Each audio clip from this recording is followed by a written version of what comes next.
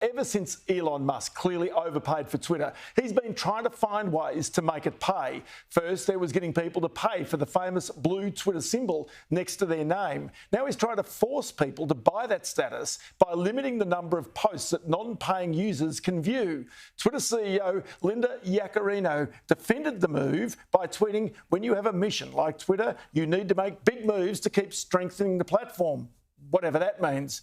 But its rival Meta, owner of Facebook and Instagram, is now launching a rival called Threads. So who wins and which tech share should you be buying right now? Alex Pollak is the Chief Investment Officer, one of the founders at investment manager Loftus Peak, which specialises in tech shares, and joins me now.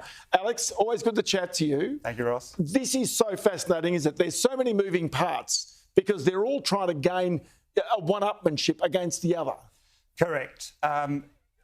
Musk has cocked up Twitter. That's it in a nutshell. And, you know, Zuckerberg has got the necessary infrastructure and the connected users and the balance sheet to be able to launch a competitive product in the name of Thread. But it's fair to say that he's probably also screwed up the amount of money he's put into the metaverse. Oh, yeah. But he's gone off that bet in the last 6 months. Like, he's recognised that is actually not working. But it doesn't matter, right? He simply has more to play with, and this is in his core space, than Musk has, who really, you know, is having on again, off again cash flows coming out of Tesla, and then, you know, maybe cash flows coming out of the space thing, but it's all a bit more kind of dubious. Plus, he did torch $44 billion worth of valuation in Twitter when he took it and then took control of it, privatised it, pissed off the advertisers.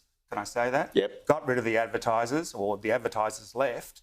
And now he's really, you know, putting in all kinds of constrictions which people don't like.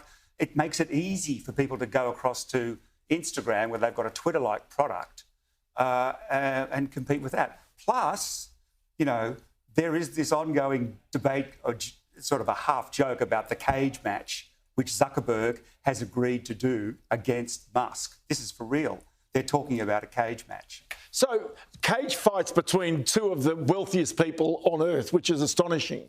And yet, are they both missing the point in what seems to be a relatively egotistical sort of, if you like, quest for control of the users? When you've got the AI space coming up rapidly, Microsoft seems to have an advantage there, and everybody's trying to play catch up. Oh, yeah. So Musk is behind the 8 ball on the AI stuff. Zuckerberg isn't. What happened with Zuckerberg is that Apple imposed all kinds of privacy constrictions around his Facebook application, and they at the point at which they were going to put all the money into Meta, they took a portion of it and they spent big time on trying to understand how the algorithms were working without the feed that was coming from Apple. And it kind of worked big time. And you've seen that in the share price of Meta in particular. Doubled. That's right. That's right. So all of these stocks, you and I were talking earlier, have really taken off in the past 12 months. Yeah. Now, that's true. That's a reflection of maybe interest rates in the US, maybe things are getting a bit better. But the reality is also that these are still going to be the leading stocks out in the 10 and 15 years' time. Oh, yeah. No, that is 100% the way that's rolling. I mean, no one's going back to, you know, advertising of 10, 15 years ago. The advertising is cut up between Google and Facebook. Those are the two principal ones, with bits and pieces coming out of Amazon and some retail stuff as well. But that's the way it's rolling, right? Okay, so then go to the whole... Twitter really failed getting its ad product to work, and they shouldn't have.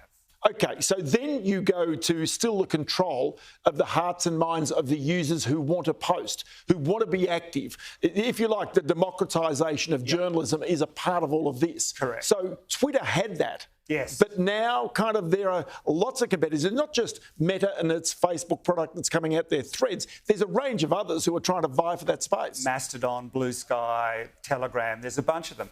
No, that's 100% correct, Ross. Twitter really dropped the ball and annoyed its user base at the same time, and annoyed its advertiser base at the same time. I mean, like, you couldn't script something that was worse put together than what they actually did. So, you know, they really blew up their business, and left it easy for any competitor, frankly, and especially one as capable, with as much money, with as much will to fight as Facebook, to come in and, launch a competitor product. It'll probably do well. So in other words, it's not just a fight between two big companies. It's now potentially a physical fight between two of the wealthiest people on earth. What do you give the odds of that happening? I don't actually think it will ever happen. But the challenge was issued, and I believe it was accepted.